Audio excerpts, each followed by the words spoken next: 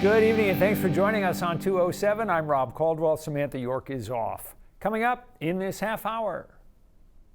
But all that I know right now is the angels say, "Y'all come around." Kashus Culpepper has a voice to remember and a story you won't forget. A conversation with him and a song from him a little later in our half hour. But first, one of the things that has happened over the last 25 years that not many people saw coming is that Maine has become a destination for foodies. We have a lot of excellent restaurants, and behind every one of them is a talented chef or chefs. One of them is David Turin, the owner and chef at David's Restaurant in Portland and David's 388 in South Portland. Over the years, he has cooked for us many times in the 207 kitchen, and we felt it was time to sit down to hear his story as part of our occasional series called The Making of a Chef. Where did you grow up? Toledo, Ohio. Was your family into food? They like to eat, but no chefs, nobody working in food service. No, my dad was a nuclear physicist and my mother was a calculus professor. At what point did you start to get interested in food and cooking? You know, I don't really know why, but I remember having a pretty bad fight with my dad. We were on a ski trip. I was 13 years old. I told my dad that I wanted to be a chef, and he was absolutely just furious about that. So I know at age 13, that's what I said. I wanted to be a chef, and really never varied from that. What was your first job where you were around food or cooking? The Milton Hill House restaurant in Milton, Mass. I was right out of high school. I started as a dishwasher and a busboy, and I got to cook. Did that job make you think, okay, I like this, I want to pursue it, I want to go farther? Yeah. And it's funny, I went from there, I worked at a place called the Mug and Muffin Cafe. I actually worked at one in the Boston Garden, which is kind of fun. Then I went on to Cornell and I cooked my way through college. I've only ever had one other job where I wasn't cooking. That other job was a good one. Captain of a charter boat in the Virgin Islands. And actually, he still did some cooking on the boat. Was there ever a point where you said, this is going to be my career, or did you just sort of take it one job at a time with no grand plan? Somehow I got it in my head I wanted to own a restaurant, and that was just my goal. I opened my first restaurant at 25, and dumbest thing I ever did, to be honest. I had no idea that being a chef and being a restaurant owner are two distinctly different jobs. I mean, yes, they're in the same field, but it took me, 10 years and a couple of restaurants before I really realized that being a restaurateur is somewhat different than being a chef. What kind of a restaurant did you open at age 25? So crazy. So this is in 1983. I opened a French restaurant at age 25. It was a very formal restaurant. It was servers in tuxedos and Gary-Don carts and a cheese cart and a dessert cart, and we wore tall toques, which at that time were not paper, they were actually cloth. I had to learn to iron it. And I got the pepper crusted tuna, and I got the duck. In 1992, David Turin opened his first restaurant in Maine. Very good, delicious. Oh, I thought it was excellent. I loved it. I had the duck, it's almost gone. It was excellent. I'm having the salmon, it's delicious. David's, which is still going strong in downtown Portland. You mentioned that when you opened your first restaurant, you learned a lot about the difference between being a chef and the difference between being a restaurant owner. So different, yeah. What was the biggest lesson? Well, the biggest lesson that has endured and probably is why we're still in business today is that chefs really are in the business of cooking what they're interested in and not necessarily what their customers want to eat. And the lesson that I learned very quickly, well, actually, I don't think I learned it quickly at all. The lesson I ultimately learned was you have to cook the food that your customers want to eat if you want to stay in business. Along the way, David Turin opened David's 388 in South Portland. In all, he's owned a dozen restaurants in his career. And yes, he's still in the kitchen, although not as much as he used to be. Probably 35% of my time is cooking now. And I mostly cook events and pop-ups. I'm in the kitchen only sporadically at this point. In the restaurant business, Turin says the difference between success and failure almost always comes down to execution. And the food doesn't have to be fancy to impress, a point that was reinforced when he invited one of his chefs to stay at his house so he wouldn't have a long drive home in a bad snowstorm. So we get home, and I start cooking, and we're having a beer, and I make a grilled cheese sandwich, and just a fresh farm egg on top. And he looks at me, he says, "Chef, this is the best thing I've ever eaten in my life." It's all about the place, right? I mean, it's the place. So there you are, it's the end of work, you've been working all night. Now you're having a grilled cheese sandwich with your friend and a beer, and it's the best thing you ever ate. So it's the execution. One other note, in October, the trade group Hospitality Maine, which represents restaurants and hotels in the state, presented David Turin with its Lifetime Achievement Award. And earlier this year in Las Vegas, the American Culinary Foundation gave him its Presidential Medallion, which is given to exceptional chefs and industry leaders. So, what's next for this chef? Well, David Turin says he started thinking seriously about retiring a few years ago, but he quickly realized he really enjoys what he does and he doesn't want to stop. So he plans to keep cooking and keep working and keep running his restaurants. If you ever miss any of our stories on 207, don't forget you can catch all of our episodes on our new Center Maine Plus app. You can download it for free and stream it on your TV. It is available on Roku, Amazon Fire, and Apple TV. Up next on 207, just 5 years ago, Kashus Culpepper couldn't play the guitar and sang only in church. Now he's a rising star in the music world. You're going to meet him when we come back.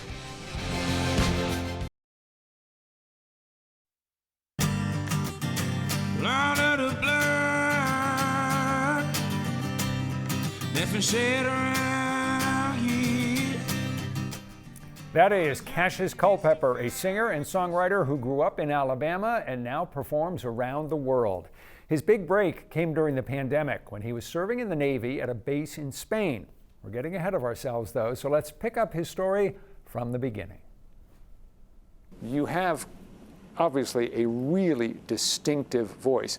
Were people telling you that when you were young, as you were, whatever, 8, 10, 12, 14 years old? Were they saying, boy, you're something? No, they did not. Nobody told me nothing. Everybody around me had different voices. Like, they had more on the R&B, like real pretty, gospel-y voice. And nobody, I guess, around me just, I don't know. I guess they thought, I don't know. No one really said anything. You have an interesting story because your music talent blossomed when you were in the Navy. Mm-hmm. You were on a base in Spain, and how did this sort of come about that you really got into music in a different way? Yeah. For me, it was, the pandemic had happened, and we was in the road to Spain, and man, they shut down work, and I was in the construction field for the military, and we didn't have anything else to do, so my buddy and I found a guitar in the barracks. It ended up becoming mine. Had you ever played the guitar at all before? No, maybe like once or twice, but like, I think by the time I got to Rota, maybe I knew like a chord, pretty much, but that deployment, it was like, okay, I have nothing else to do, so I might as well play guitar. And I went online and looked up YouTube tutorials, and I just kept learning, and then my buddies was like, maybe you should come outside and play for us at the bonfires and stuff. I was like, maybe I can do that. So they invited you out there, everybody's around the bonfire. Mm-hmm. Were you mostly just playing the guitar, or were you always singing as well? Yeah, I started playing guitar and singing right off the bat. You know, you get a couple of sangrias in you, you know, you can do anything. Well, you're absolutely right on that score, but the guys around you had obviously had a few sangrias too, and they may not have been the most discriminating audience, an enthusiastic audience, but maybe not a bunch of music critics. What was it that made you think, or that made somebody else think, that you should take your music to a higher level?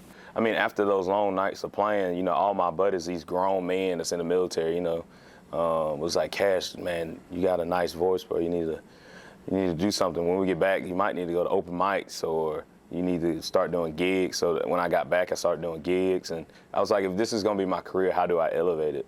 Are you writing your own songs now, mostly? Yeah, yes, sir. Does that come easily to you, or is that challenging? I would say so. It kind of comes pretty easily for me. I always have a lot of feelings within me, so it's kind of nice for me to put those in writing because I don't usually talk about them a lot. It's almost, I'm venting, you know, like a journal, I guess. I was looking at your touring schedule for the next several months, and obviously you're in Maine now, coming up, Idaho, New York City, Key West, Florida, Australia, a bunch of gigs in Australia. How do you like this life? Because this is a life that you didn't envision at all for yourself just 5 years ago, right? I enjoy playing music. I enjoy meeting new people. So I just take it day by day, and I wouldn't want to be doing nothing else anyway. So it's like, this is it. I love this. At this point, do you feel most at home when you're up on stage with a guitar in hand? For sure. Yeah, it's worth the miles and the airplane travels and all the business stuff you got to do beforehand. But once I get on stage, man, I'm like, okay, this is why I do it. You know, when I get done writing a song, I'm like, okay, this is why. All the other stuff is just noise. Kashus Culpepper sang for us as part of our partnership with WCLZ and Studio Z. That performance is coming along in just a few minutes. And up next, Maine Things To Do.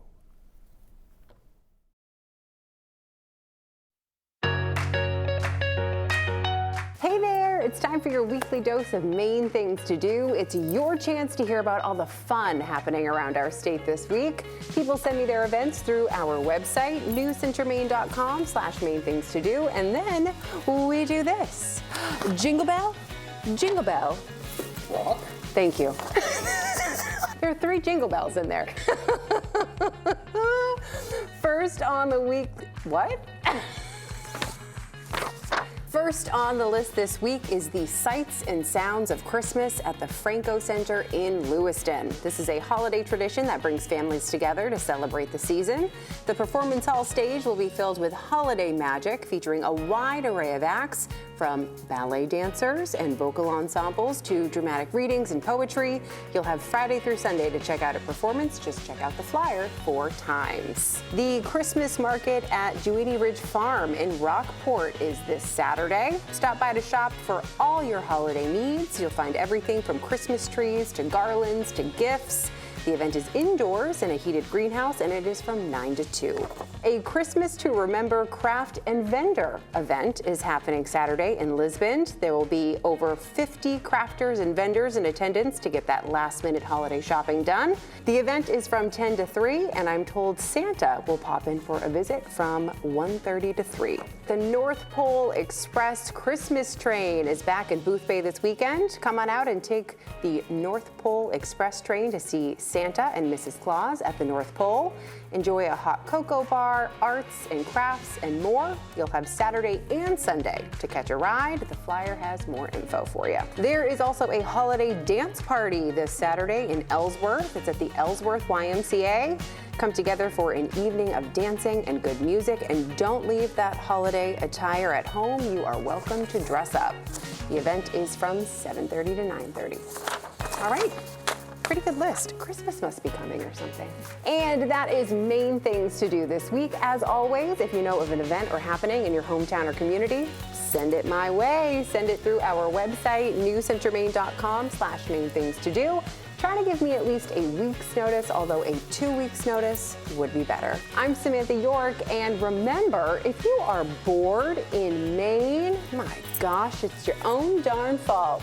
See you next time.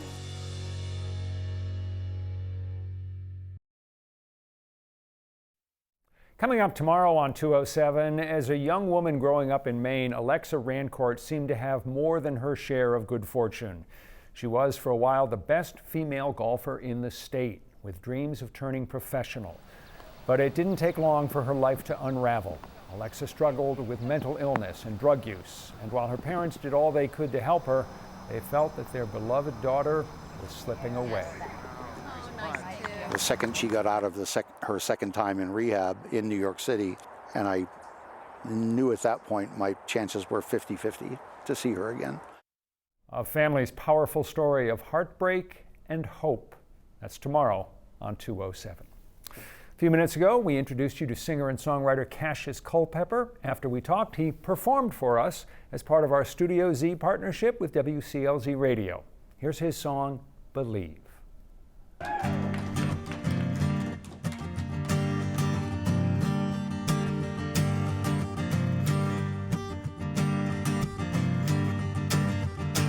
I don't want to talk about the things I've seen. Will be other nightmares if you dare to dream.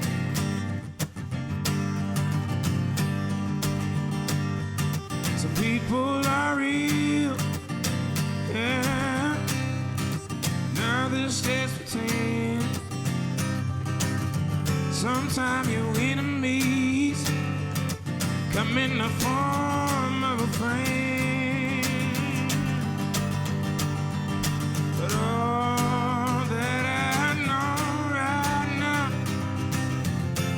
is the angels, they all come around. They hold me up in my darkest hour. Yeah, that's what I believe.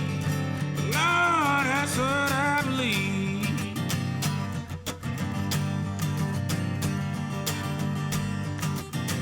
Lord of the blood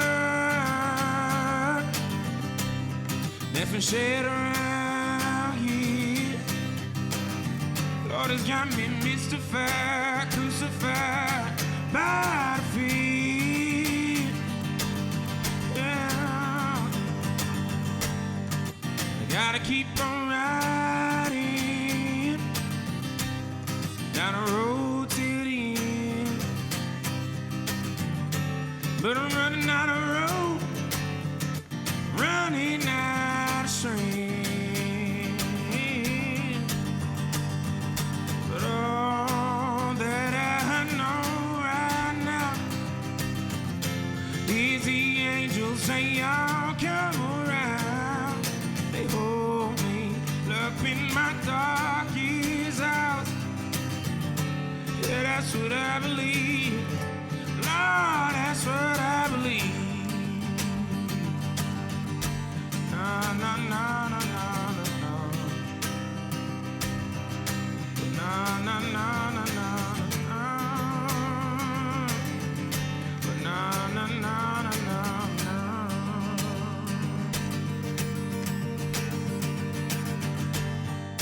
I've never been the same.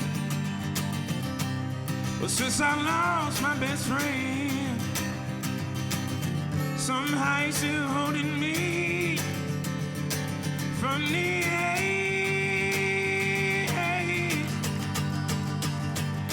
But all that I know right now is the angels, they all come around.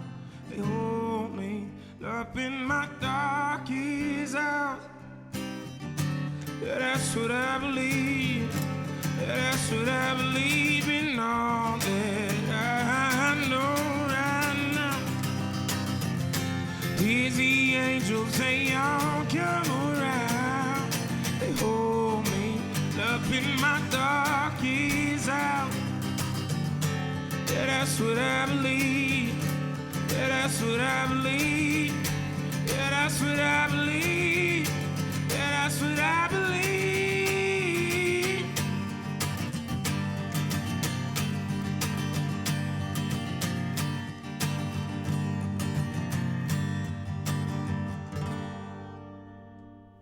Kashus Culpepper. Before we go, we're going to leave you with a look from last night's sunset from Kettle Cove and Cape Elizabeth. Have a good night. We'll see you tomorrow.